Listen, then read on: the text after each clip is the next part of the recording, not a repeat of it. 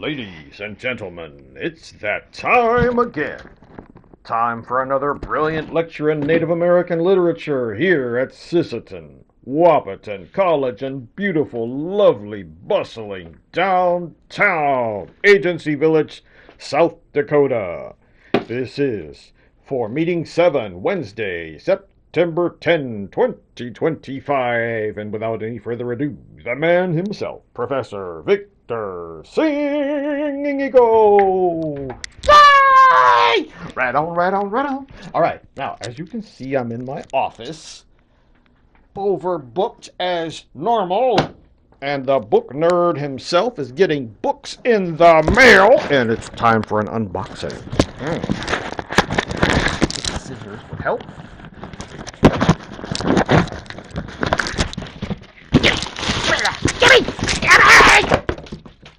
Right. Ooh, Bad Indians Book Club just came out. Written by Anishinaabe author Patty Krawec. Ooh, I love it, I love it, I love it, I love it. I always, I'm having, I don't know, a bookgasm. No, that sounds terrible.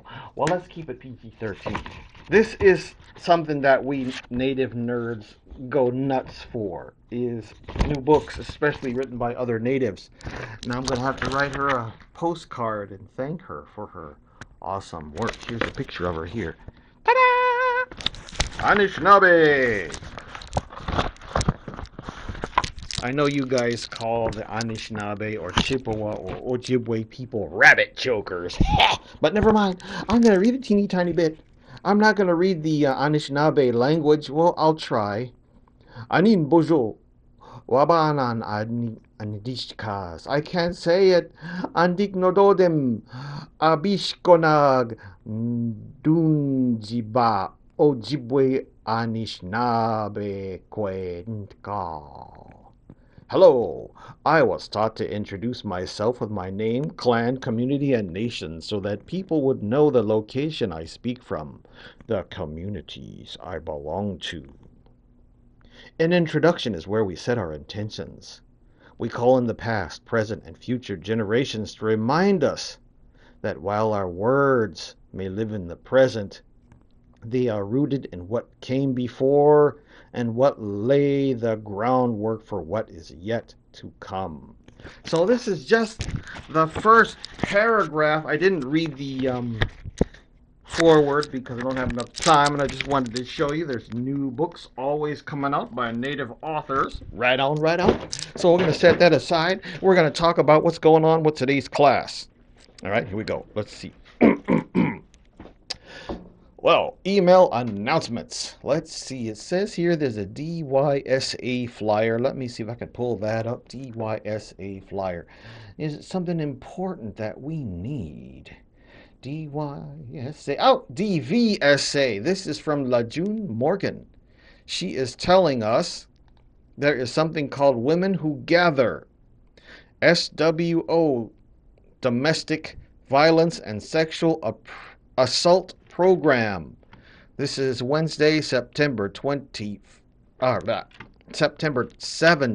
2025 from noon to 1 at the Behavioral Health Group Room, the yellow building across from the Dakota Language Institute, and lunch is provided. Ooh.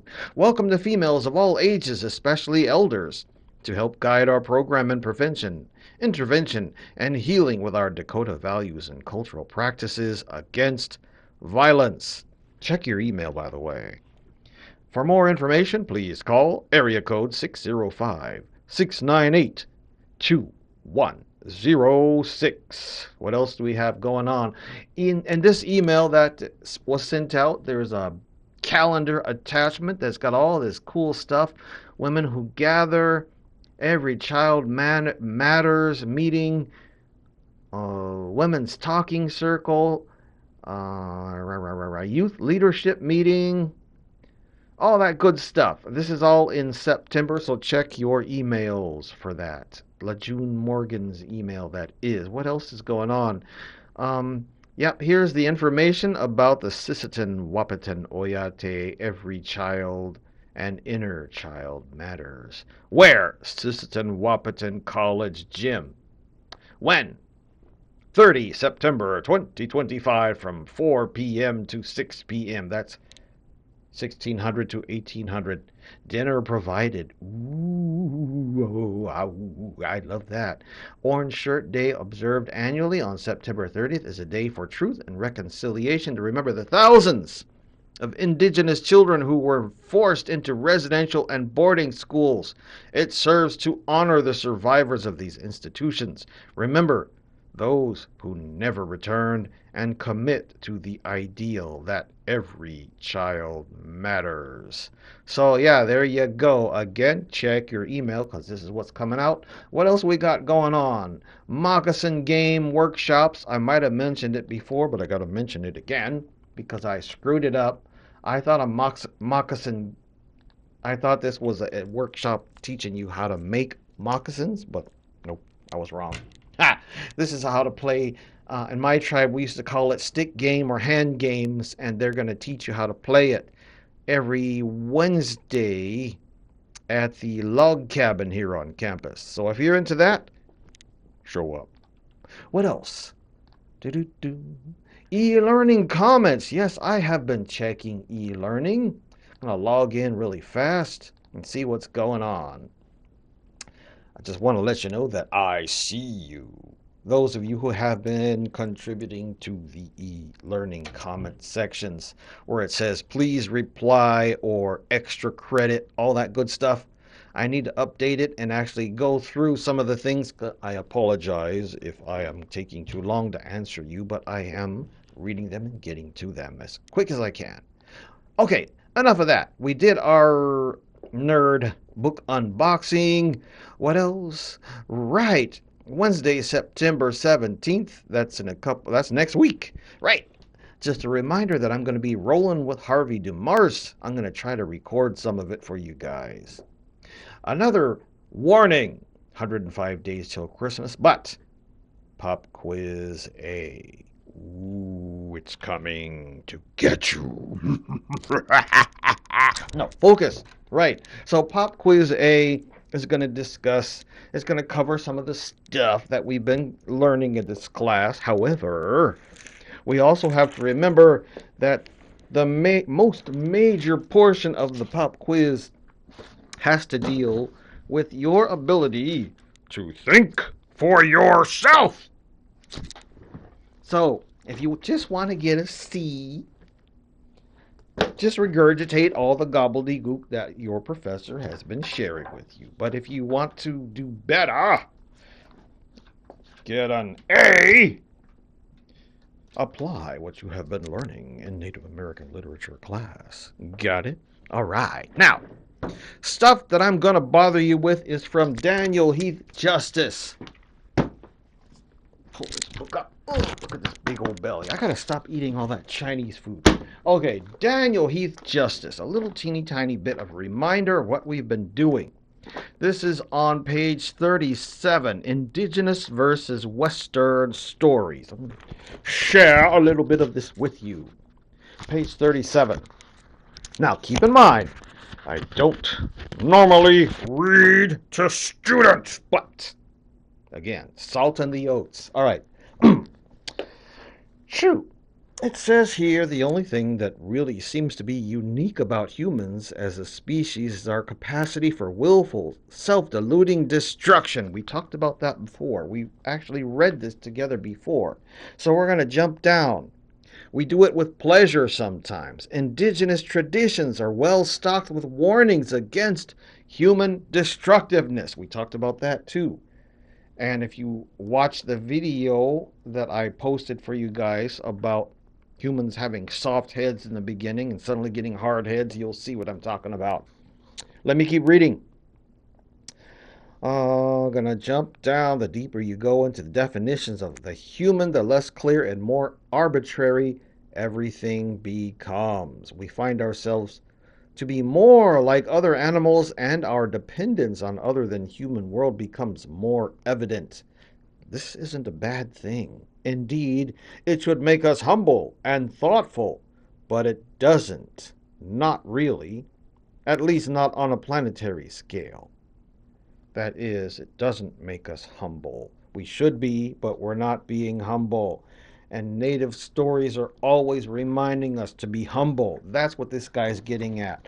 Let me jump on over. It says here, I'm just reading off my computer screen. That's why I keep bouncing back and forth like an ADHD Indian. We talked a little bit about the real peoples. On page 38, Daniel Heath Justice talks a little bit about it. He hints on it. Let me read some of this. It says here, we are one of many peoples. Depending on the tradition, there are also animal people, bird people, rock people, fish people, and so on, alongside human people. Multiplicity is inherent in kinship. Good relations require acknowledgement and, importantly, mindful accommodation of difference. All these people have their languages. All have customs, habits, strengths, weaknesses, and personalities. For all we know, and certainly indigenous traditions teach us that it's the case, these other peoples have their own story traditions too. Juxtapose that, according to Daniel Heath Justice, that is, juxtapose that with non-native stories. Let me just jump on down to middle of the page. Mainstream is also increasingly out of step with Euro-Western science, especially ethology, the study of animal behavior, which continues to demonstrate just how little we understand about the complex subjectivities of our other than human neighbors, especially when it's a self-referential comparison with our own limited sensory comprehension of the world. So keep in mind, this guy is talking about non-native literature, especially the Chmokmanuk and their writings. It's all self-referential. Humans. Everything's all focused on our struggles and our feelings and our man versus nature. Let me keep reading. But natives, you see, we also pay attention to our brothers and sisters, the winged, the feathered, the scaled, the fur. Never mind, keep reading. Crows and badgers and bonobos use tools. Whales and prairie dogs have grammatically rich vocabularies. Dogs can assess the fairness of situations. Elephants grieve their dead. Octopuses problem solve and create underwater gardens arranged in special, practical ways, even pleasing to octopus aesthetics. The list is as varied as the species. And why do we even ask why animals aren't more like humans? We wouldn't measure so well against migratory birds in assessing travel based on I'm just going to stand up here and read, or sit here and read too much. The only thing that seems to be unique, like I said before, this is jumping and repeating, is that humans, we are more destructive. So he keeps talking about that. That's one of the things I want to highlight, though, is that Daniel Heath Justice says that native literature is oftentimes way more different from non-native literature. That's something we need to pay attention to on exams and quizzes and stuff. Hint, hint. All right, what else? So, who are your people? Page 41, very similar to what we just read here. Daniel Heath Justice says that's important in a lot of native customs and literatures. Even when we greet each other, if we've never met before, we go to a seminar where there are lots of Indian writers or Indian conference or something, we introduce ourselves, our tribes, our families, who we're from, who are people, yada, yada, yada. Let me read some of this. Page 41. Let's see. Right. In those indigenous cultural understandings that have withstood much or such colonial intrusions, the status of human is intimately embedded in kinship relations. It's why some versions of the questions, who's your family or who's your people, continues to be so important in indigenous conversations. Such questions don't just connect you to a lineage, however that may be understood, they place you in a meaningful conflict with your diverse relatives and the associated relationships of obligation, where you have people who claim you and who have hopefully trained you well in the ways of being a good human being. So there it is. That's on page 41. What else do I need to share with you? I'm going to stand up here or sit here and yakety yak too much. Let me pull some books out of my book bag because, as again I say, I'm a book nerd. He makes a reference to a book called Water Lily. Ah, here it is right here on my shelf. Ta-da! That's this one by Ella Cara Deloria. I might have mentioned this before, but again, even if I did, we should refer to this, pay close attention to this kind of stuff in our readings. He says that in the book Water Lily by Ella Cara Deloria, I believe she's Dakota or Yankton. Well, yeah, it says here she's Dakota. Right on. So, in this book, which piqued my interest and I need to continue reading, it's on page 42 of our textbook here. Page 42. Got to do this quickly. 42. It says here one of the richest novels about indigenous kinship is Water Lily by the, oh, it says here she's Yankton Sioux ethnologist Ella Cara Deloria. Written in the first half of the 20th century and unpublished during her lifetime, it was drawn from her widely lived and professional experience, as well as extensive interviews with traditional Dakota community members, and offers a powerful account of Dakota life and life ways from their full experience on the edge of American settler colonialism. And he goes on to the next page and talks about how, well, let's see here. I'll just read part of it. It says here the ultimate aim of Dakota life, stripped of all accessories, was quite simple. One must obey kinship rules. One must be a good relative. No Dakota has ever participated in that life will dispute that.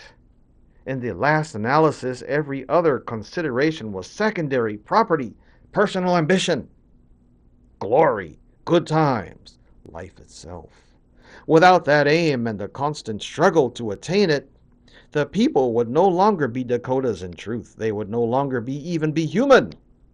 To be a good Dakota, then, was to be humanized, civilized. And to be civilized was to keep the rules of imposed by kinship for achieving civility, good manners, and a sense of responsibility toward every individual dealt with.